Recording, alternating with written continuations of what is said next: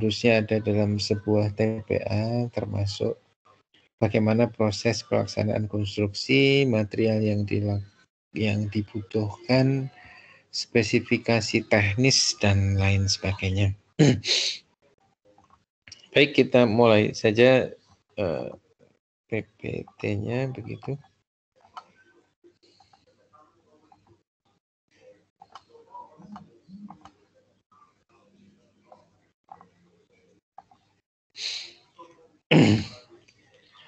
Sudah terlihat?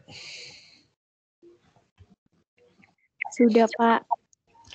Baik, jadi ini adalah yang akan dibangun pada sebuah TPA. Pada dasarnya ada beberapa sarana dan prasarana, ada beberapa kelompok fasilitas yang harus ada atau harus disediakan atau harus tersedia dalam sebuah TPA.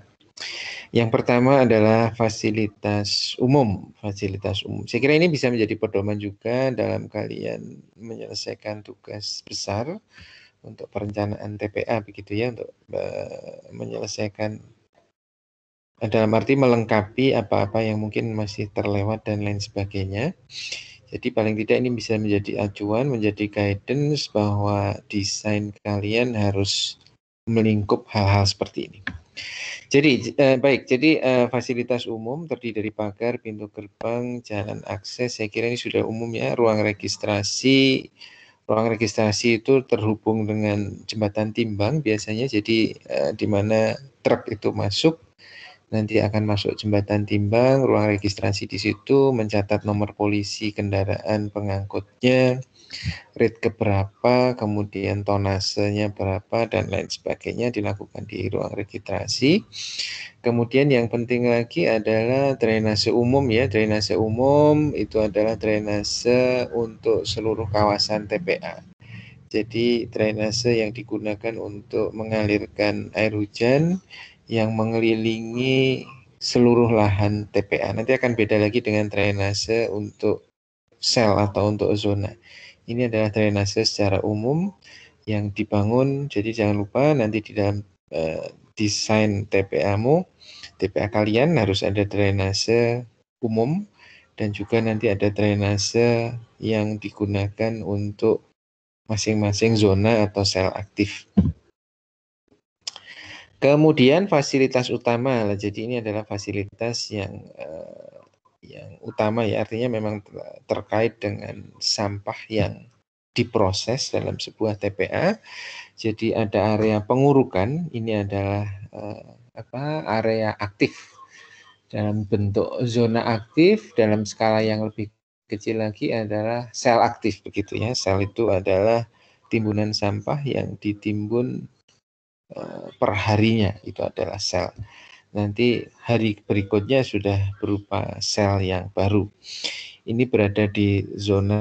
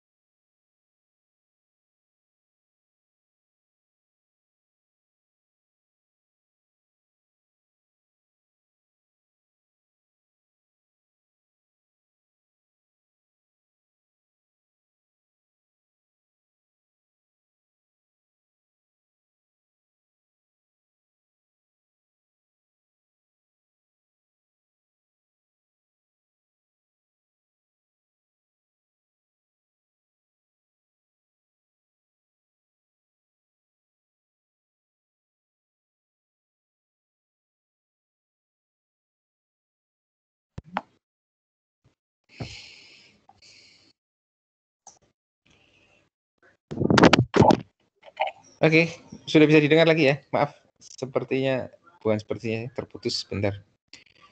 Bisa didengar? Sudah bisa dilihat lagi slide-nya? Sudah, Pak. Sudah, Pak Eka. Oke, jadi tadi sampai mana ya?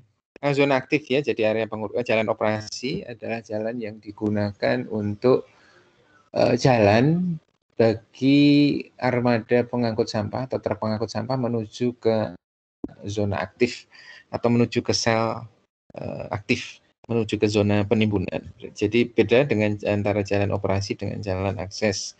Jalan operasi itu jalan di dalam lingkungan TPA, jadi internal.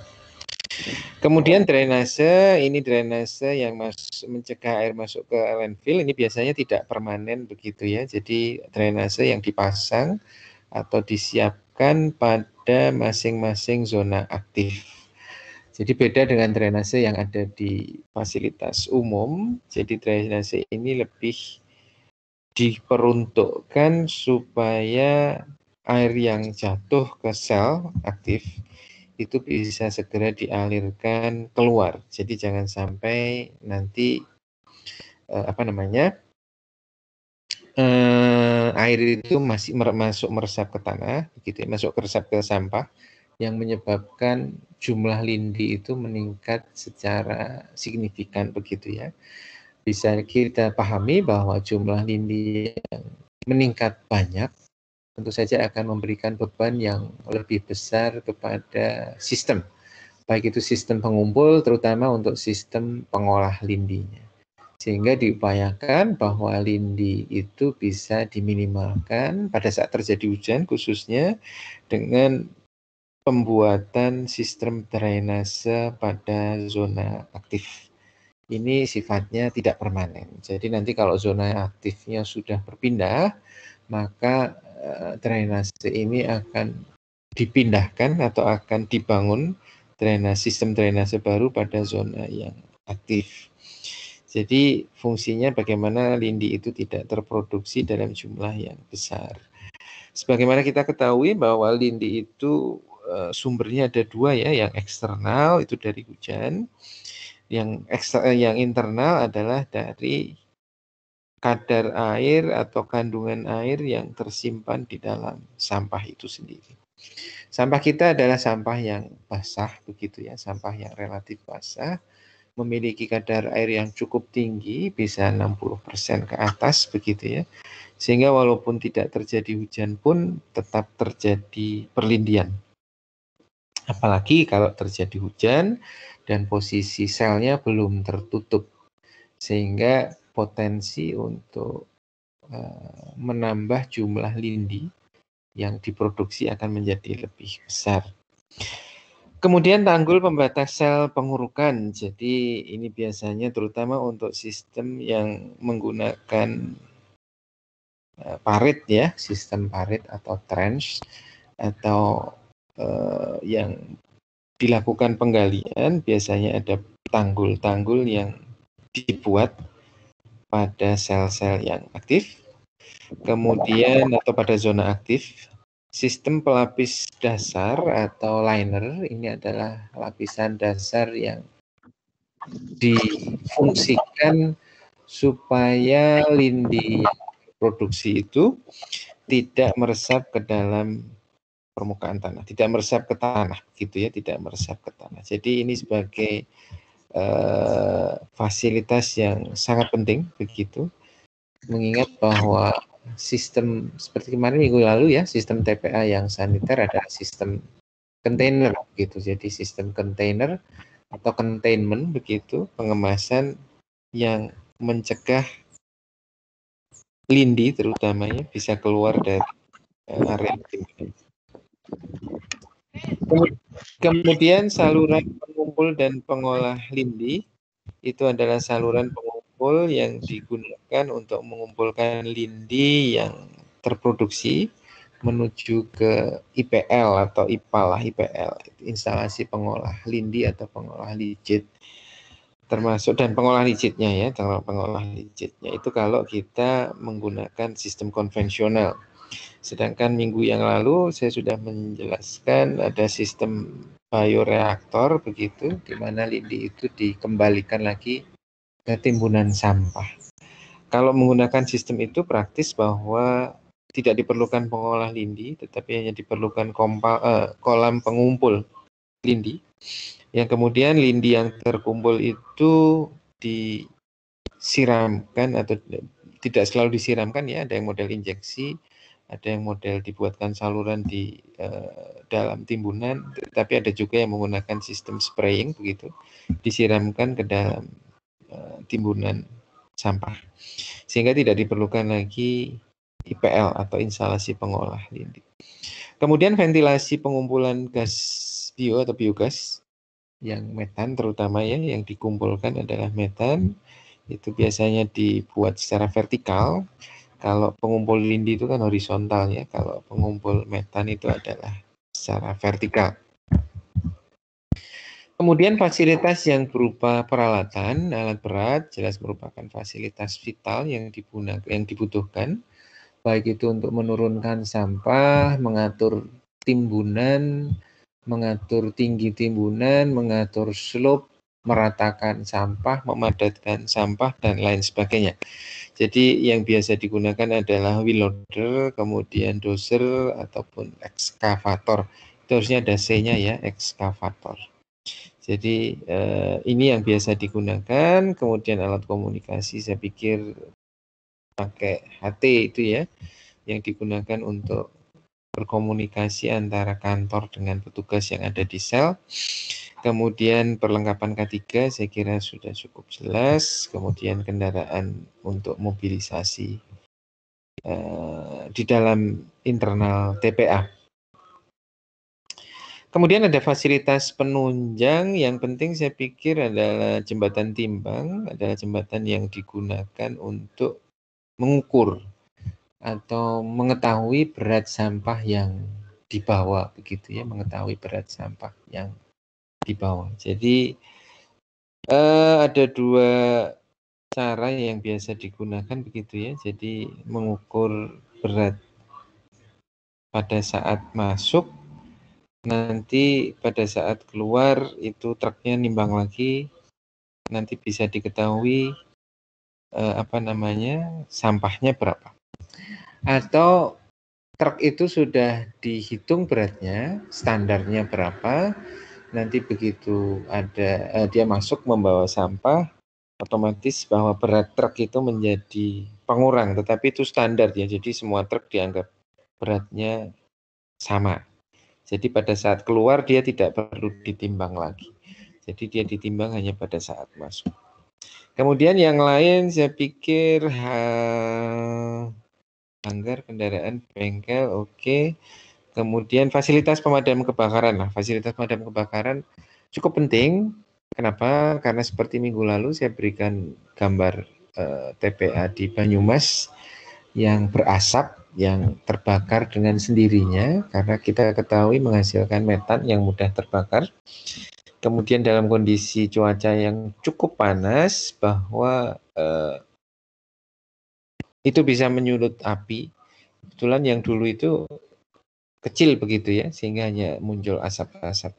Tetapi dalam konsentrasi yang lebih besar, dan kalau ketemu sampah dalam kondisi yang relatif kering, bisa jadi menyebabkan kebakaran dalam skala yang lebih besar dan lebih luas. Sehingga pemadam kebakaran ini diperlukan begitu.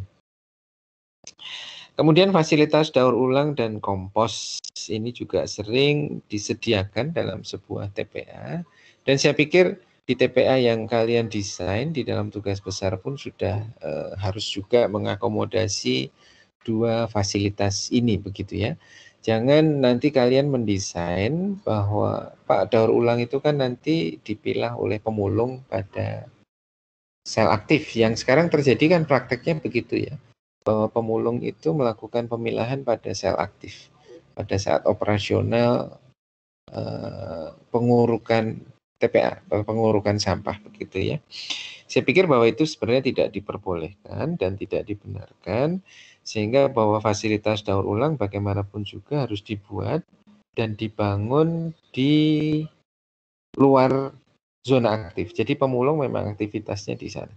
Entah mekanismenya seperti apa, yang jelas bahwa dia dilarang untuk melakukan pemilahan di zona aktif. Kemudian pengomposan juga demikian, walaupun banyak yang belum berhasil begitu ya. belum berhasil melakukan pengomposan secara mandiri, maksud saya dalam secara mandiri yang dilakukan oleh pengelola TPA. Banyak fasilitas pengomposan yang mangkrak begitu ya, yang mangkrak tidak berjalan.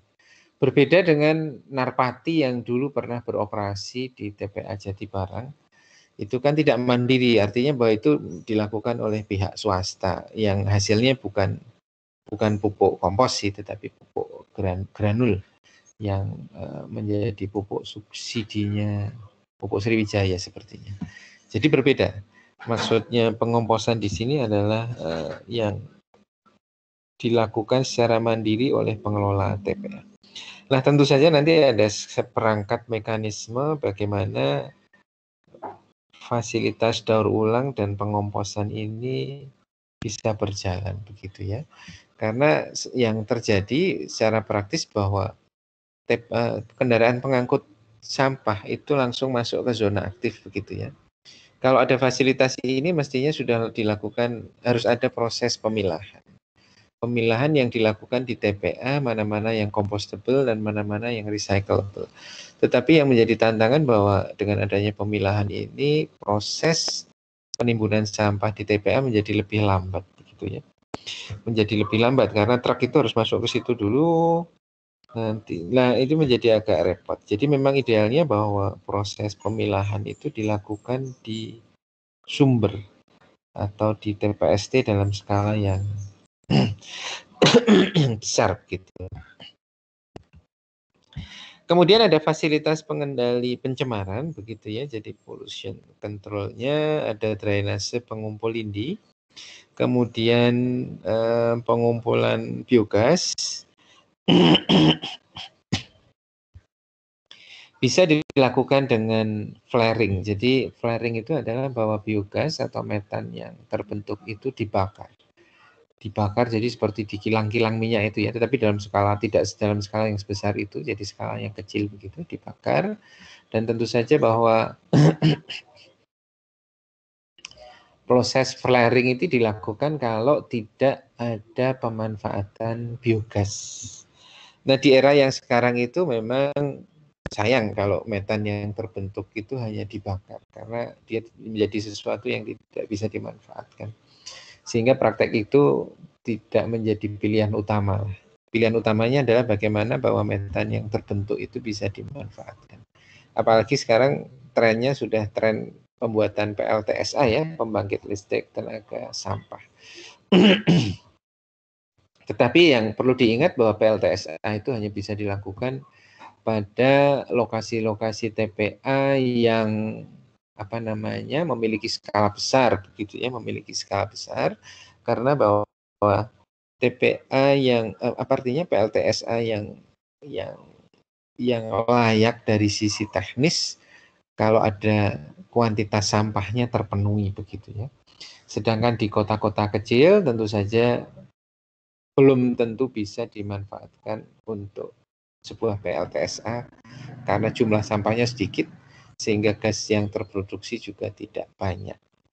Nah, opsi untuk TPA-TPA yang memiliki ukuran kecil adalah biogasnya dimanfaatkan oleh masyarakat yang berada di sekitar lokasi TPA.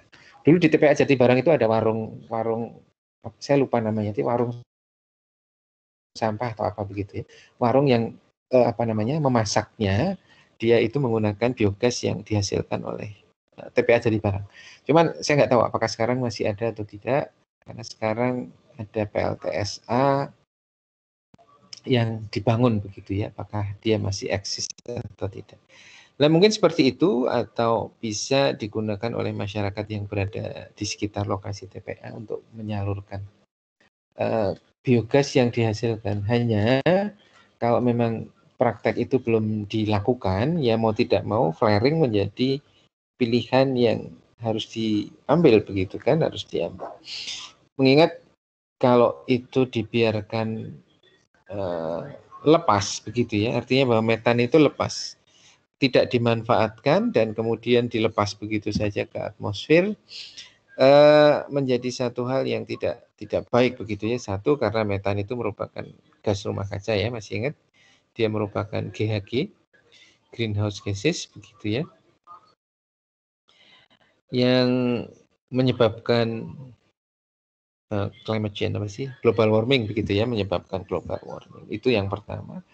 Yang kedua, bahwa metan dalam konsentrasi yang cukup besar, 20%, beberapa literatur menyebutkan demikian, itu menjadi sesuatu yang mudah terbakar dan mudah meledak. Jadi flaring menjadi salah satu opsi pada TPA-TPA yang satu size-nya kecil, yang kedua dia belum dimanfaatkan sebagai sumber energi metannya ya, sehingga mau tidak mau harus dibakar begitu. Kemudian yang ketiga adalah bahan penutup, baik itu harian, antara, dan final cover. Jadi minggu lalu seperti yang kita bahas bahwa sebuah TPA, apalagi yang mengoperasikan sistem saniter, itu harus selalu bisa menyediakan tanah penutup harian, atau tanah penutup antara, atau tanah penutup final. Jadi ini yang selalu harus tersedia. Kemudian daerah penyangga atau zona penyangga atau buffer zone. Jadi zona penyangga ini fungsinya adalah untuk memisahkan atau memberi jarak antara TPA dengan kepentingan yang lain, terutama permukiman ya. Jadi diharapkan bahwa TPA ini tidak berdekatan langsung dengan permukiman penduduk. Jadi buffer zone yang mengelilingi zona TPA itu bisa 50 meter, bisa 100 meter begitu ya. Nah, itu nanti ditanami dengan vegetasi, tanaman keras, dan lain sebagainya, yang diharapkan bisa menyerap bau atau meminimalisir bau, kemudian menghalangi angin, ya. Jadi angin, kalau di sekeliling TPA itu ada tanaman-tanaman keras, pohon-pohon yang cukup tebal dan tinggi, nanti angin itu tidak akan intensitasnya menjadi kecil, sehingga satu, sampah yang belum tertutup itu tidak terbangun. Yang kedua, bahwa bau itu tidak menyebar kemana-mana, begitu ya. Sehingga faktor pun diharapkan bisa berkurang begitu ya, faktor penyakit itu bisa berkurang, apakah lalat ataukah tikus dan lain sebagainya. Jadi ada zona penyangga, dan zona penyangga ini pun kedepannya kalau lahan TPA ini sudah habis, bisa digunakan untuk pengembangan zona baru. Tetapi ya tentu saja nanti kalau ada pengembangan zona baru yang menggunakan zona penyangga existing, ya harus ada zona penyangga baru juga yang harus disiapkan. Jadi tolong nanti di dalam tugas besar yang kalian susun, kalian juga harus mendesain keberadaan zona penyangga. Kemudian pengendalian sumur monitoring. Sumur monitoring itu adalah, atau sumur pantau. Sumur monitoring atau sumur pantau adalah sumur yang digunakan untuk memantau apakah ada pencemaran lindi atau pencemaran licin terhadap air tanah. Ya, jadi bisa dipasang di hulu dan di hilir, atau yang baik yang di sekeliling TPA.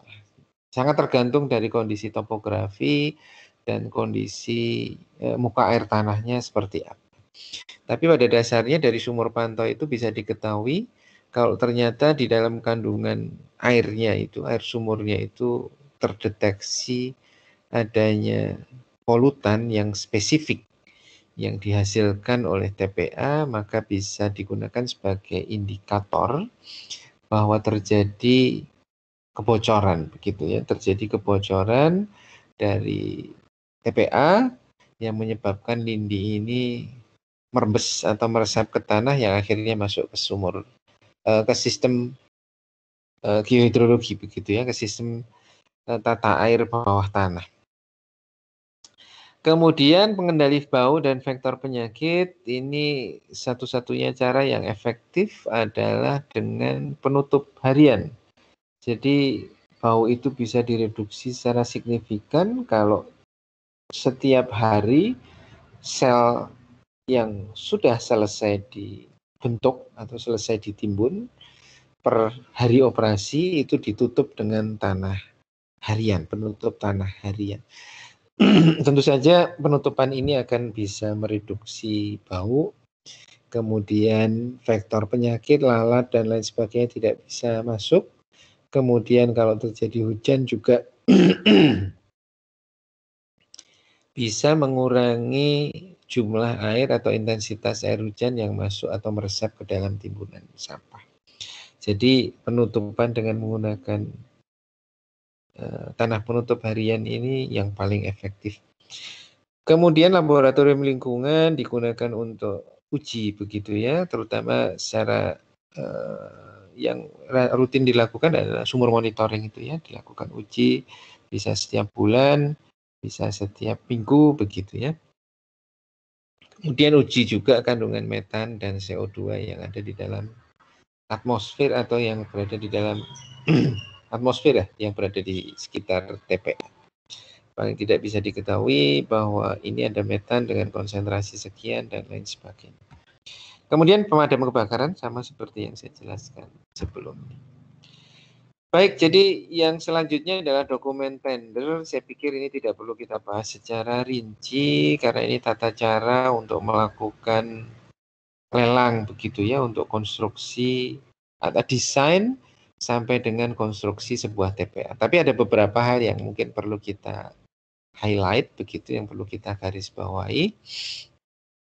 Misalnya ini ya, output konsultan perencana. Jadi apa-apa saja yang nanti harus, ini kalian kan seolah-olah menjadi konsultan perencana ya, merencanakan sebuah TPA dalam tugas besar ini. Jadi seperti konsultan perencana. Jadi paling tidak 6 hal inilah yang nanti akan Anda hasilkan pada saat selesai menyelesaikan tugas besar.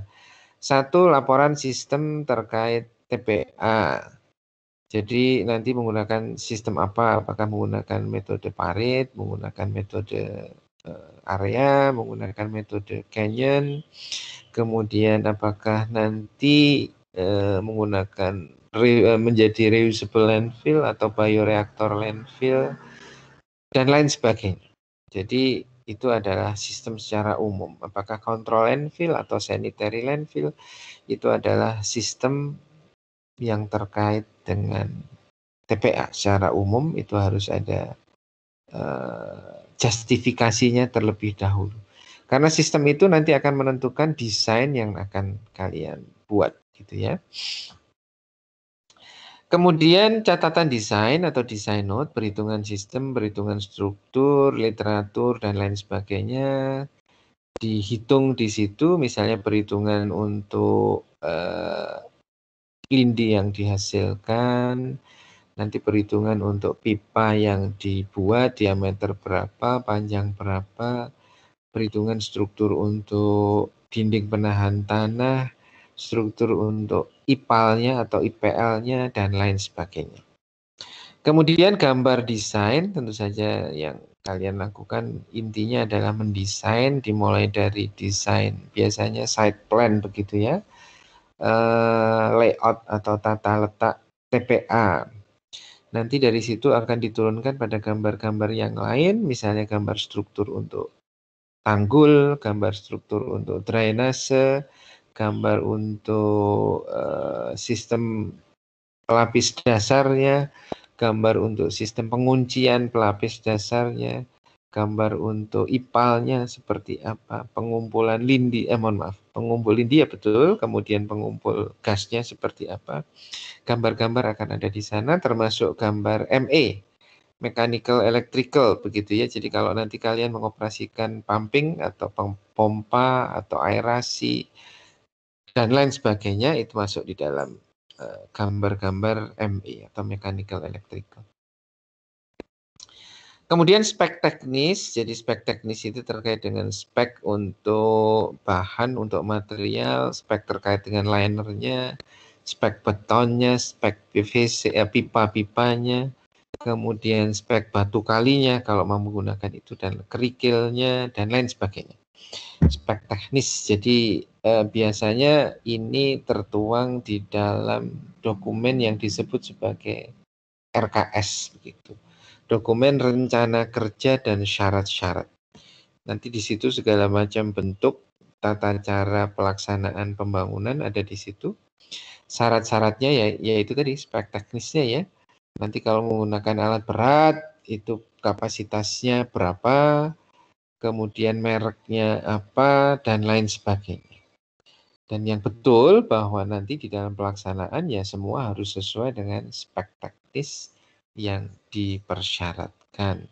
Nanti kalau ada penyimpangan, terutama penurunan spek, itu yang biasa jadi ada masalah begitu ya, bisa masalah hukum dan lain sebagainya. Jadi speknya harus terpenuhi.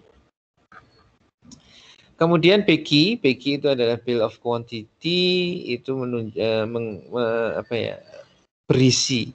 berisi tentang volume pekerjaan dan harganya biasanya ya.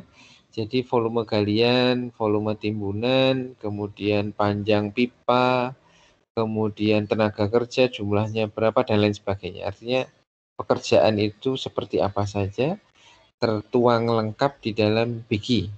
Nanti termasuk volume itu dikalikan dengan harga satuan, nanti ketemu dengan harga pekerjaan tertentu.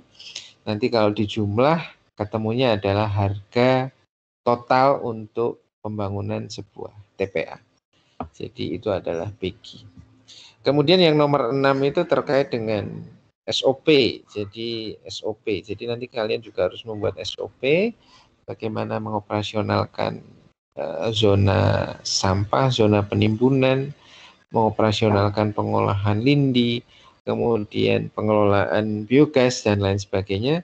Itu harus dituangkan dalam bentuk standar gitu ya, standar yang nanti dipedomani oleh setiap orang yang terkait. Bisa driver kendaraan, bisa operator alat berat, bisa petugas pengatur yang ada di lapangan, pengatur jembatan timbang dan lain sebagainya. Itu harus berpedoman pada SOP-SOP yang dibuat. Baik, kemudian gambar desain, saya pikir ini juga tidak perlu kita bahas secara rinci. Ada yang disebut sebagai shop drawing, ada as-built drawing, begitu ya. As-built drawing itu adalah gambar yang kan kadang begini, antara shop drawing dengan shop drawing itu kan gambar ya, gambar acuan. Nanti pada saat pelaksanaan konstruksi itu bisa jadi ada perbedaan-perbedaan begitu ya, yang menyesuaikan dengan kondisi yang aktual di lapangan. Yang bagus sih shop drawing harus sama dengan as-built drawing. Tetapi kalau memang ada satu dan lain hal ditemukan sehingga harus ada perubahan, nanti perubahan itu akan, artinya yang nanti sudah terbangun seperti apa, itulah yang digambarkan di dalam as-built drawing begitu ya. Gambar sebetulnya yang telah dibangun. Jadi nanti as-built drawing ini yang digunakan untuk pedoman pada saat operasional. Jadi misalnya saluran lindinya berada di posisi ini, padahal shop drawingnya posisinya ada di sini.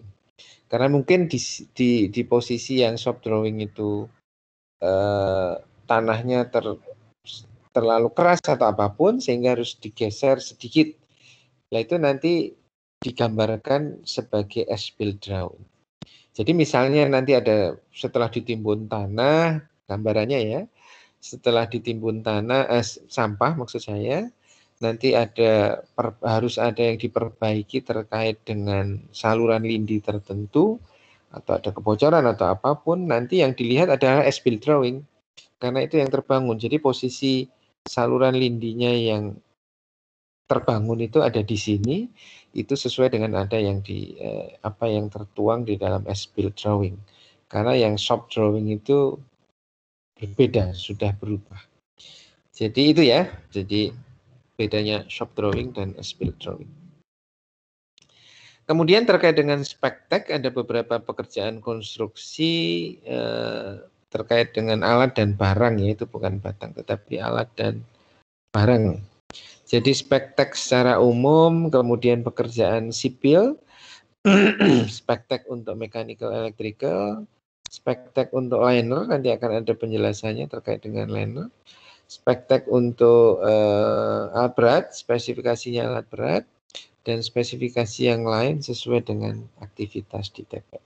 Tentu saja bahwa aktivitas di TPA antara TPA yang satu dengan lain berbeda. Karena zonanya berbeda, desain selnya berbeda, desain timbunannya juga berbeda-beda, sehingga spek untuk sebuah TPA dengan TPA yang lain mestinya harusnya berbeda. Jadi tidak bisa kemudian, saya mau ngadopsi spek tagnya TPA jadi barang. Gitu ya, tidak bisa. Bukan tidak bisa, belum tentu bisa. Tetapi kalau untuk alat berat mungkin masih bisa digunakan referensi. Oh, TPA jadi barang menggunakan alat berat ini. Nanti dengan ukuran TPA yang kurang lebih sama, misalnya kota lain bisa mengacu pada apa yang sudah dilakukan pada sebuah TPA yang lain. Baik, yang spek tag untuk umum, saya pikir yang umum sudah bisa dipahami ya, pekerjaan kantor dan lain sebagainya, termasuk land clearing, kemudian pekerjaan jalan masuk, dan lain sebagainya. Kemudian untuk sipil, misalnya untuk pekerjaan tanah, jadi TPA itu kan biasanya ada penyesuaian ya, penyesuaian elevasi, penggalian zona, kalau kalian menggunakan metode parit dan lain sebagainya, nanti pengupasan tanahnya, kalau misalnya tadinya lahan TPA itu adalah sawah yang tidak produktif atau perkebunan apa, itu kan harus dikupas terlebih dahulu, kemudian ditimbun, pembuangan tanah dan lain sebagainya, di mana ya sebenarnya pembuangan tanah ini bisa digunakan sebagai stockyard gitu ya, sebagai dibuang di stockyard maksud saya. Jadi tanah itu bisa dimanfaatkan sebagai tanah penutup harian. Dan tentu saja pengotornya harus sudah dihilangkan terlebih dahulu. Misalnya pohon-pohonan, rumput-rumputan, dan lain sebagainya yang sudah hilang. Kemudian pekerjaan beton biasanya untuk IPAL ya. IPAL itu konstruksinya biasanya menggunakan beton. Kemudian ada dinding penahan tanah. Kalau kalian menggunakan tipe canyon, maka akan membutuhkan dinding penahan tanah pada bagian ujung yang di lembah begitu ya. Karena itu nanti didesain dia akan bisa menampung sampah pada ketinggian berapa, volume berapa, itu harus dibatasi dengan dinding penahan tanah. Bisa menggunakan beton, bisa menggunakan batu kali, tergantung kondisi di lapangan seperti apa. Kemudian pekerjaan jalan operasi, galian dan saluran drainase, kemudian pemasangan pondasi, pekerjaan tanggul, penahan timbunan sampah tadi ya yang sudah saya sampaikan. Kemudian pekerjaan bangunan, saya kira ini standar lah, ini kerjaannya teman-teman sipil. Kemudian jalan juga demikian, tapi kita lihat jenisnya saja ya. Ada jalan akses, itu adalah jalan utama menuju ke TPA. Kemudian jalan internal yang ada di TPA, jadi yang mengelilingi zona-zona itu ya, jadi itu. Kemudian jalan operasi itu adalah jalan yang biasanya jalan operasi dan jalan internal itu sama. Jalan operasi utama ya. Jadi ini adalah jalan yang digunakan truk pengangkut sampah menuju ke zona aktif. Kemudian lebih spesifik lagi ada jalan operasi yang berada di area penimbunan. Jadi truk masuk di area penimbunan, itu adalah jalan operasi di area penimbunan. Jadi mungkin hari ini area penimbunannya ada di titik A. Nanti besok sudah didesain bahwa area penimbunan bergeser di titik B. Berarti nanti jalan operasinya akan ikut ke situ. Besoknya lagi bergeser di titik C, nanti bikin jalan operasi lagi ke titik C. Jadi berpindah-pindah begitu ya. Sementara jalan operasi utama relatif tetap begitu ya. Relatif tetap pada zona tertentu. Nanti jalan operasi utama akan berpindah kalau zonanya sudah berpindah juga. Kemudian saya pikir kalau yang prosedur penggalian dan lain sebagainya kita skip saja. Ini yang penting lagi apa? Sistem piping. Kemudian ini yang ME ya, apa-apa yang masuk di dalam mechanical electrical. Biasanya ME ini kebalik electrical mechanical. Biasanya mechanical electrical yang lazim. Sistem perpipaan itu masuk di ME, kemudian sistem aerasi pengolah lindi karena menggunakan aerator ya, aerator dilakukan secara mechanical electrical. Jadi menggunakan pompa dan lain sebagainya. Kemudian pompa lindi masuk di ME, penerangan umum di lokasi TPA, sistem listrik, pasukan listrik untuk unit pengolah sampah. Misalnya tadi kalian mendesain sebuah area composting atau fasilitas composting, nanti kan ada listrik untuk konveyornya, nanti listrik untuk screennya atau filternya. Kalau menggunakan yang filter yang berputar itu ya, filter yang berputar itu yang panjang seperti tabung, kemudian berputar, itu juga membutuhkan energi listrik untuk pencacahnya dan lain sebagainya. Kemudian sistem flaring, kalau memang menggunakan flare, ini juga termasuk di dalam ME. Kemudian khusus untuk lindi, ME-nya itu adalah pekerjaan pengumpul dan penyalur lindi. Jadi pengumpulan lindinya seperti apa dengan menggunakan perpipaan tentu saja. Kemudian kalau tidak bisa dialirkan secara gravitasi ya harus menggunakan pompa, itu masuk di dalam ME. Pekerjaan pembuatan instalasi pengolah lindi, kemudian pompa aerasi dan lain sebagainya. Kemudian spek untuk alat berat, jembatan timbang. Alat berat yang biasa digunakan, ekskavator, loader, dan dozer. Jadi menggunakan, kalau dozer itu biasanya D berapa, D150, D200, dan lain sebagainya. Nanti punya lebar blade berapa, dan lain sebagainya. Tergantung kondisi di lapangan seperti apa. Tentu saja kalau kalian mendesain TPA kecil, zonanya kecil, selnya relatif kecil, ya tidak perlu menggunakan doser dengan ukuran yang gede. Nanti jadi tidak efisien, harganya mahal, lebih boros, dan lain sebagainya. Jembatan timbang sudah diketahui ya, fungsinya untuk melakukan penimbangan berat sampah yang masuk ke dalam TPA yang dibawa oleh truk. Kemudian liner ini secara khusus ya, liner lebih spesifik, merupakan bahan pelapis dasar dari TPA. Bisa alami, bisa non-alami. Kalau alami menggunakan tanah asli misalnya, karena memang permeabilitasnya sudah cukup, maka tidak perlu ada tambahan liner yang selain tanah asli. Kemudian yang alami tetapi didatangkan misalnya dengan menggunakan clay, menggunakan lempung, atau sekalian menggunakan liner yang tidak alami ya, jadi seperti menggunakan bahan geosintetis begitu ya. Kemudian clay tersebut harus kedap air, kemudian bisa menahan gaya, menahan cuaca. Mengingat liner yang ada di bawah itu kan bebannya besar ya. Jadi ada kerikil, nanti kita lihat ada sampah, kemudian diinjek-injek oleh truk sampah, diinjek-injek oleh alat berat dan lain sebagainya, sehingga kalau dia tidak tahan gaya gampang rusak begitu. Nah, ini gambaran sebuah TPA yang belum difungsikan begitu ya. Jadi zona timbunannya atau urukannya masih kosong. Nah, yang di tengah inilah yang tanggul, disebut sebagai tanggul begitu ya. Tanggul untuk memisahkan antara zona satu dengan zona yang lain. Kemudian ada saluran drainase pengumpul lindi yang vertikal, horizontal. Kemudian pengumpul gas yang vertikal. Ini adalah geomembran yang digelar pada sebuah TPA yang sedang dibangun. Jadi tidak bawah saja, tetapi termasuk permukaan yang vertikal, miring itu ya, itu termasuk diberi pelapis. Karena nanti sampah kan juga kontak pada sisi itu. Terjadi kontak sampah pada sisi itu. Bisa jadi bahwa terjadi lindi yang meresap melalui bagian itu. Sehingga bagian yang naik pun atau yang vertikal pun, yang tanggulnya itu ya, artinya dindingnya itu juga diberi geomembran.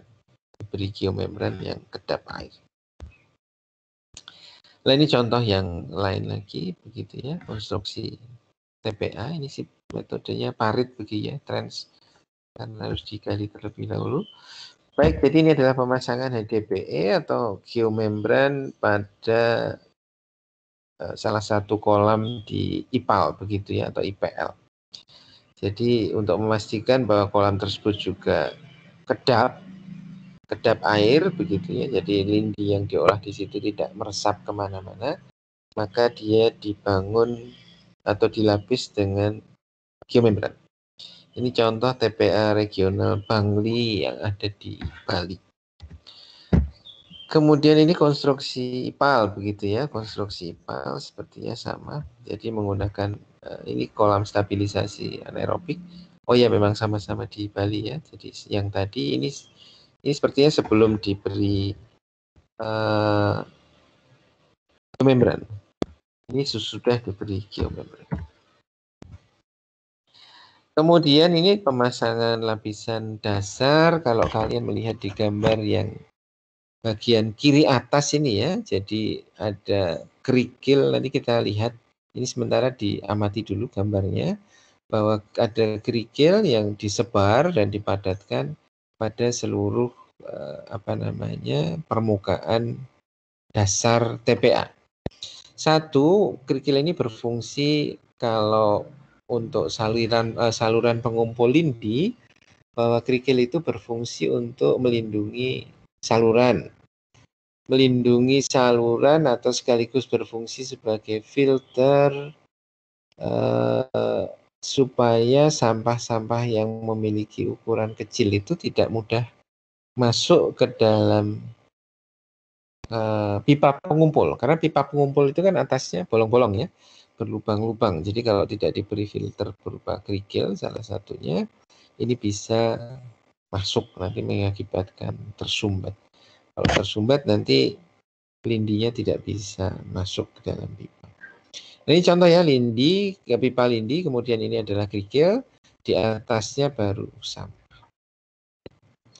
Nah, kerikil ini sekaligus juga sebagai pelindung terhadap geomembran yang dipasang. Karena di sini nanti ada alat berat yang hilir mudik, jalan muter-muter, ada doser yang memadatkan, ada sampah. Jadi kalau ini tidak diberi kerikil, pasti dipastikan bahwa geomembran ini akan cepat mengalami kerusakan.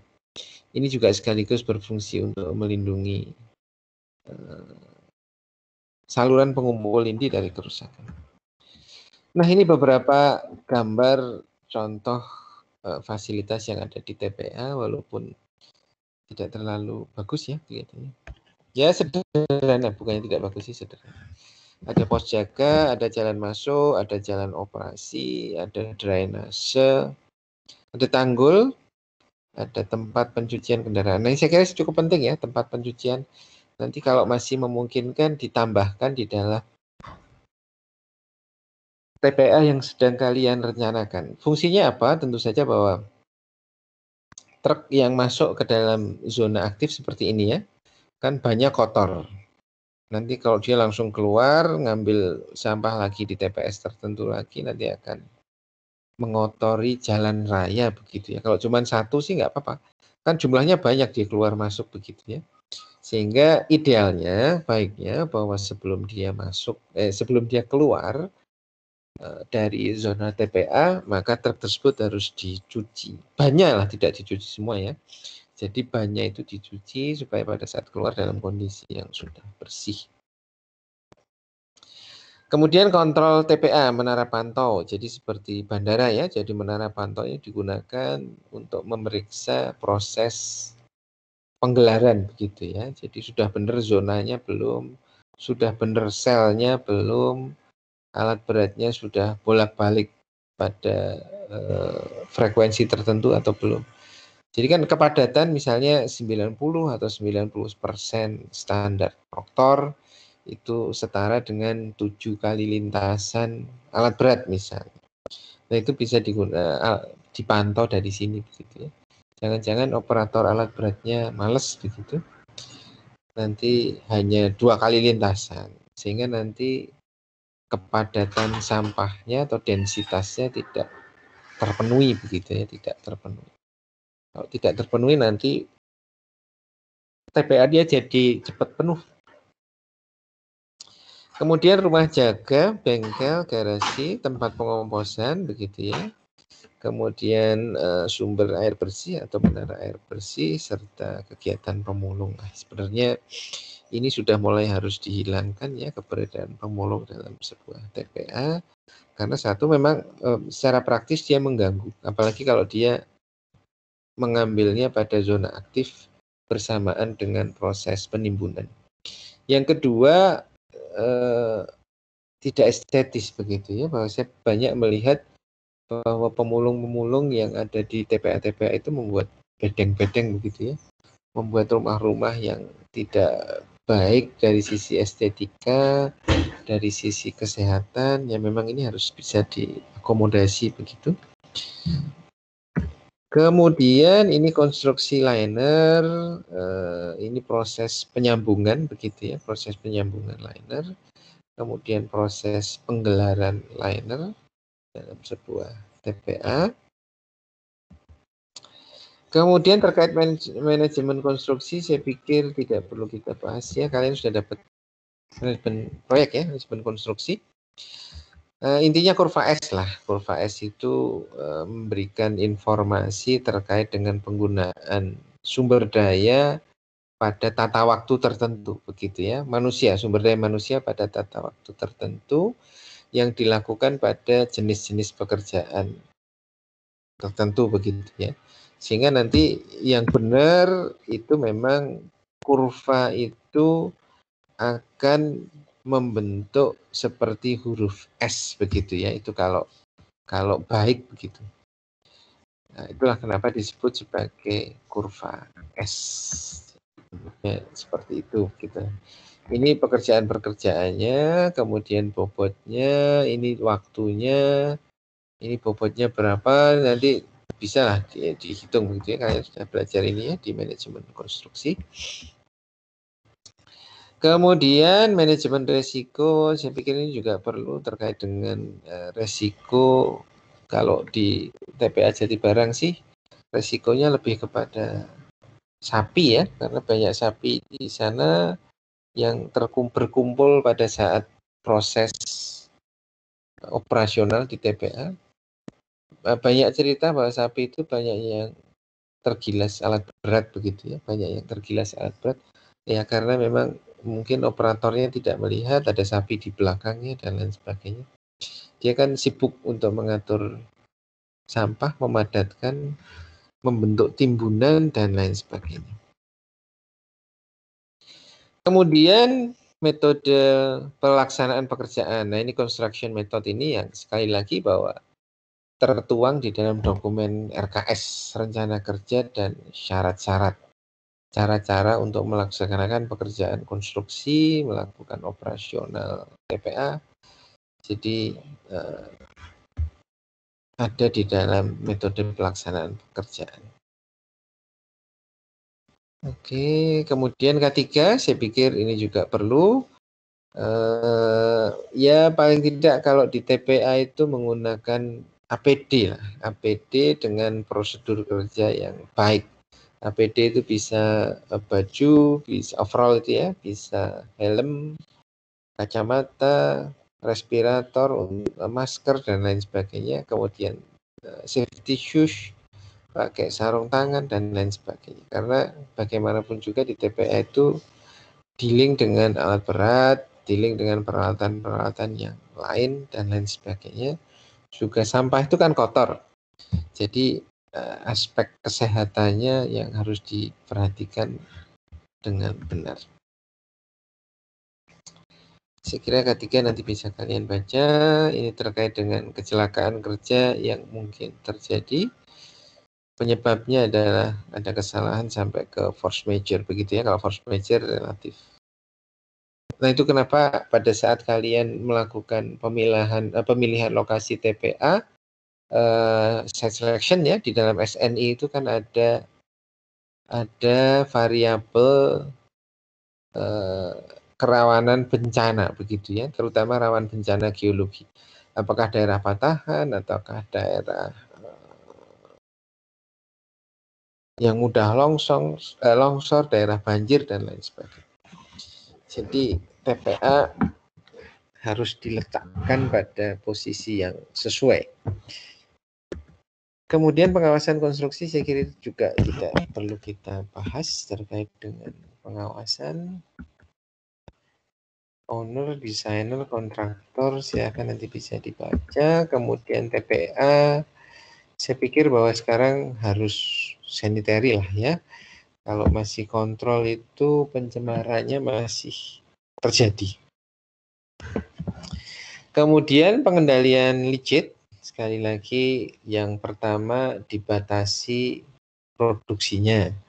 Kemudian yang kedua, kalau sudah terproduksi bagaimana dia tidak lepas kepada lingkungan. Jadi licitnya itu harus lepasnya ke IPAL atau IPL.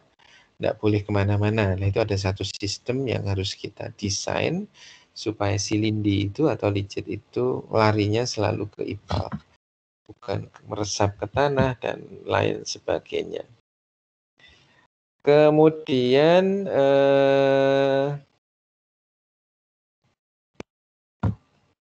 ada pengelolaan bau begitu ya, bau, kemudian gas dan lain sebagainya. Tadi kita sudah bahas terkait dengan gas rumah kaca dan lain sebagainya. Kemudian terkait dengan liner, saya pikir yang paling penting ya, bisa dengan tadi sudah saya sampaikan, bisa menggunakan clay, bisa menggunakan geomembran, jadi yang sintetis ya, yang sintetis maupun yang alamiah, atau alamiah yang menggunakan tanah asli kalau memang permeabilitasnya memenuhi. Nah, geomembran ini harus memenuhi spesifikasi tertentu. Tentu saja ini tergantung perkembangan zaman. Kalau ini disebutkan masih menggunakan ISO 9001-2000, sekarang tentu saja sudah ada yang lebih baru begitu ya. Kemudian ada lapisan-lapisan yang harus dibangun. Bisa double liner, bisa single liner. Jadi ini saya pikir untuk proses penyambungan nanti bisa kalian baca. Ini spek untuk geotekstilnya. Nah, ini saya pikir yang penting ya. Bahwa ini yang double liner. FML itu adalah flexible membran liner. Jadi ini yang paling aman ya. Ini banyak digunakan TPA di di Eropa. Jadi yang paling aman adalah menggunakan double. Jadi ada yang primer, ada yang sekunder. Tanah di bawah ini sudah dipadatkan dan memiliki kelulusan yang rendah. Artinya permeabilitasnya tinggi. Kemudian lapisan pertama menggunakan geotekstil atau geomembran begitu. Kemudian ada saluran pengumpul sekunder.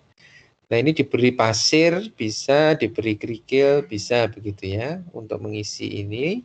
Kemudian dilapis lagi dengan saluran pengumpul dengan liner lagi. Kemudian ada saluran pengumpul primer, sistemnya sama. Kemudian baru dilapis dengan dilapis dengan yang kerikil tadi, kerikil yang seperti gambar di sebelumnya itu. Kerikil, media penyaring ini, kemudian baru sampah. Nah, ini aman. Ini keamanannya lebih tinggi lah, keamanan tinggi. Jadi kalau ada lindi masuk ke sini, nanti kalau ternyata sini masih ada rembes lagi karena satu dan lain hal akan masuk ke sini. Jadi diharapkan nanti potensi untuk masuk ke tanah itu menjadi sangat kecil atau bahkan tidak memungkinkan gitu ya. Nah, ini yang liner tunggal, FML liner tunggal, tentu saja tingkat keamanannya lebih rendah begitu ya. Dan biasanya yang kita pakai ya saluran pengumpul lindinya pun hanya satu. Kalau ini kan linernya tunggal, tetapi saluran pengumpul lindinya ada dua ya, ada primer dan sekunder.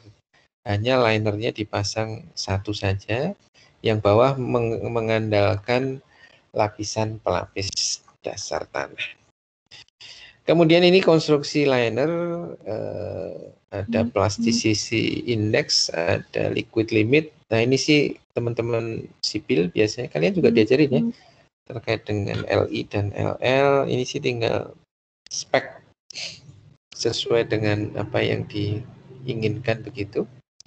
Lapisan tanah pelindung 30 cm. Nanti ini bisa digunakan ya untuk mendesain TPA di tugas besar kalian. Karpet kerikil yang tadi ya, penangkap licin 30 cm, kemudian diameter daripada pipa minimal 30 mili, 300 mili atau 30 cm, jarak antar lubangnya 5 dan lain sebagainya. Kemudian pemasangan saluran rindi, saluran drainase, penerapan pengolah lindi. Kemudian yang penting adalah ini kalau menggunakan sistem gravitasi ya. Ini saluran lindi primer, kemudian saluran lindi sekundernya menggunakan pola tulang ikan atau pola lurus, tergantung. Jadi tergantung daripada topografinya, elevasi yang dibangun seperti apa. Kemudian kemiringannya 1-2%. Diharapkan sih bisa gravitasi. Jadi tidak perlu melakukan pemompaan. Kemudian nah, untuk pipa gas biasanya dipasang pada pertemuan antara pipa primer dan pipa sekunder. Lindi ya. Nanti ada kontrol box, di atasnya dipasang pipa vertikal yang digunakan untuk pengumpul metan. Ini speknya, kemudian beberapa yang penting tentu saja ini ya, koefisien permeabilitas, kemudian terkait dengan kekuatan daripada liner itu sendiri. Kemudian material natural tadi ya, menggunakan clay. Clay itu tersedia atau tidak, kalau didatangkan dari lokasi dari mana. Kalau claynya tersedia dari tempat jauh, ya mending menggunakan yang sintetis begitu ya, jadi tidak natural. Kemudian geosintetik ini memperhatikan grip itu apa ya, sliding itu ya, melorot itu ya, grip. Kemudian metode saya pikir ini sudah spek yang standar nanti dari pabrikan yang sudah memperhitungkan itu.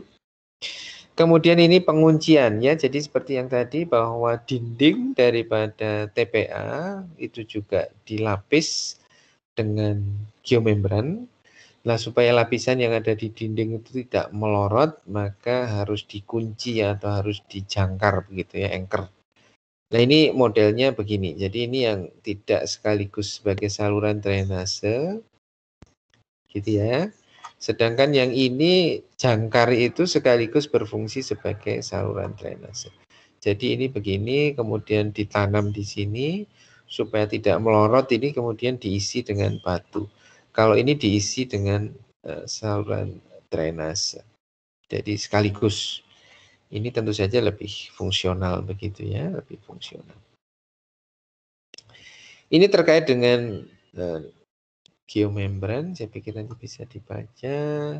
Ini tata cara penyimpanan, tata cara pemasangan, kemudian musim hujan dan lain sebagainya. Kemudian tidak dianyam. Jadi geomembran itu ada yang non woven, ada yang woven. Woven itu yang dianyam, jadi bentuknya seperti kain itu ya. Fabric itu kan woven. Jadi ini kalau woven itu lebih kedap dibandingkan yang non woven. Non woven itu lebih kedap dibandingkan yang woven. Woven itu biasanya digunakan untuk filter gitu ya. Jadi masih bisa meresapkan air. Kemudian kontak terhadap zat kimia harus tahan karena lindi itu asam begitu ya, asam. Di awal-awal proses asam. Jadi kalau dia tidak tahan asam nanti bisa rusak. Nah, ini pemasangannya seperti ini. Kita lihat seperti yang lalu ya, menggunakan drum bekas yang ditata vertikal. Ini menggunakan pipa yang kemudian diuruk dengan kerikil. Nah, ini pipa pengumpul lindi, jadi berlubang-lubang di atas, diameternya 8 mili, jaraknya berapa tadi? 5 mili ya. Kemudian ini kalau dipotong seperti ini bentuknya. Kemudian ini joinnya ya. Jadi ini diberi kerikil seperti yang tadi ya, diberi kerikil. Bisa tanah urup, bisa kerikil. Kemudian sistem pipa gas bedanya secara vertikal. Ini speknya, jarak antar pipanya sangat tergantung daripada jarak antar pipa pengumpul lindi yang sekunder ya. Jadi ini acuan, tetapi nanti di lapangan bisa bermacam-macam. Nah, ini ya flare. Jadi kalau kalian nanti baca di bukunya Sobanoglus itu ada berbagai macam flaring daripada biogas. Ini yang dimanfaatkan sebagai PLTSA. Nah, ini adalah drum bekas. Jadi bisa menggunakan drum bekas, nanti di belakang ada menggunakan ban bekas. Jadi kalau drum itu ya harus terproteksi dengan baik karena itu asam, dia terbuat dari logam, bisa korosi begitu, sehingga menggunakan ban bekas lebih baik, tetapi perolehannya lebih mudah drum bekas ya. Bisa jadi lebih mudah dan lebih murah. Kemudian pekerjaan lindi, sistem pengumpul dan penyalur lindi, ya saya pikir tadi sudah kita bahas. Kemudian urukan pasir untuk pemasangan pipa, begitu. Dibuat lapis per lapis. Kemudian pengumpul efluen. Jadi ini adalah pekerjaan untuk instalasi pengolah lindi. Biasanya ada 3 kolam ya, ada anaerobik, ada fakultatif, ada 3 atau 4 lah, kolam aerobik dan kolam maturasi. Ada maturasi yang dijadikan satu dengan kolam aerobik dan lain sebagainya, tergantung dari desainnya, tergantung daripada beban cemarannya, tetapi tipikal ya lindi. Beban tentu saja antara konsentrasi versus debitnya. Kalau debitnya banyak ya konsentrasinya tinggi, ya beban cemarannya menjadi tinggi. Nah, diharapkan nanti bahwa BOD yang keluar dari landfill itu di bawah 500 mg per liter. Tapi tentu saja bahwa ini disesuaikan dengan baku mutu yang berlaku. Jadi baku mutu yang berlaku dari sebuah IPL di TPA itu tentu saja berubah-ubah sesuai dengan peraturan yang berlaku pada saat itu dibangun, begitu ya. Oke, ini kolam maturasi. Wetland, jadi seperti di TPA Jatibarang dan aja banyak IPAL yang kemudian di akhir itu disalurkan di wetland begitu ya. Jadi lahan tertentu yang setelah diolah di IPAL itu menjadi pengolahan terakhir yang kemudian diresapkan begitu ya, diresapkan, yang lahan tersebut ditanami dengan tumbuhan-tumbuhan tertentu yang bisa mengolah lindi. Kalau penelitiannya Pak Badrus itu menggunakan sente begitu ya, menggunakan sente digunakan untuk mengolah IPAL yang berfungsi sebagai wetland begitu ya. Baik, jadi itu kurang lebih terkait dengan beberapa hal yang terkait konstruksi sebuah TPA, beberapa fasilitas yang harus disediakan dari sebuah harus tersedia atau harus ada, dan tata cara untuk melakukan pekerjaan konstruksi. Ada pertanyaan? Silakan.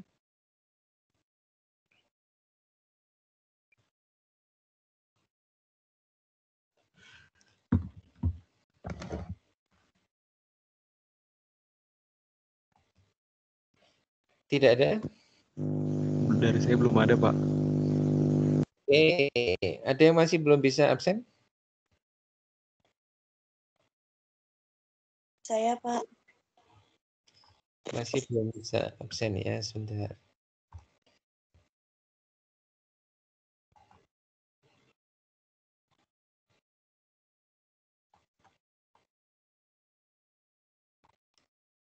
Nur Inayah ada? Ini ada semua. Adinda? Adinda? Tidak ada. Fatia? Nurul Hadir, Izzat? Pak. Hadir. Kemudian Salsabila? Salsabila Arlita hadir, Pak. Ya. Dwi Riyadi? Tidak ada. Abdullah Kamil Rais? Hadir, Pak. Rizkianto Yuda?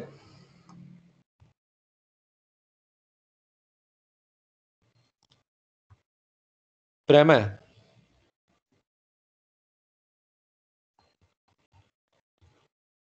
Elvia Rosa? Hadir, Pak. Ya. Oke, saya ulangi ya. Brahma dan Rizkianto? Tidak ada. Devi Nurhayati? Dwi Riyadi Setiawan? Tidak ada. Adinda? Tidak ada. Nur Inayah? Tidak ada. Baik, kalau tidak lagi ya kita lanjutkan minggu depan ya, insya Allah sebelum Lebaran. Sepertinya masih ada satu pertemuan lagi sebelum libur Lebaran. Kita akhiri pertemuan kita pada pagi hari ini. Assalamualaikum warahmatullahi wabarakatuh. Waalaikumsalam. Terima kasih, Pak. Waalaikumsalam Sama-sama. warahmatullahi wabarakatuh. Terima kasih, Pak. Sama-sama. Yang meninggal.